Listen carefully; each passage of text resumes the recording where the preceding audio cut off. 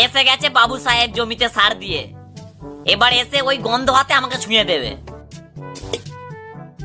আরে আরে আরে এ বাবু, একটু আস্তে আস্তে চালাও। তুই কে রে যে মালিক তোকে আস্তে আস্তে চালাবে? হ্যাঁ শালা, আমাদের গ্রামের এইবারে যে পঞ্চায়েত ভোটে জিতলো না শ্রী লালু কাঁড়াল, ওকে আমি বেশি ভোটে জিতিয়েছি রে। তো আমি কি করব? এক্ষুনি পায়খানা করে এলাম তো মুখ হাত ধুবনি নাকি? হ্যাঁ, ধুতে হবে না, পালাও এখান দিয়ে। ওই সকাল সকাল মাথা খারাপ করছিস তো? এমনিতেই মালিকের মাথাটা গরম হয়ে গেছে, কারণ 1 ঘন্টা বসার পরও পেটটা খালি হয়নি। মালিক, এর মুখ চেপে ধরো তো। আরে আরে আরে ছাড় না রে, আরে ছাড় ছাড় ছাড়, আরে ছাড় না রে। শালা তোর মুখ বন্ধ করে যদি কেউ পেছনে বাঁশ দেয় তখন তোর কেমন লাগবে বলতো? তো বল না কেমন লাগে। হ্যাঁ মালিক, বলতে হবে না, প্রচুর লাগে। একটু আস্তে লাফাও, না হলে ভুল করে যদি হ্যান্ডেলটা সেইখানে লেগে যায় না, তাহলে তোমার আর বংশবৃদ্ধি হবে না। এ বাবু, আমাদের মালিক একটা লং ভিডিও আপলোড করেছে, তোমরা তাড়াতাড়ি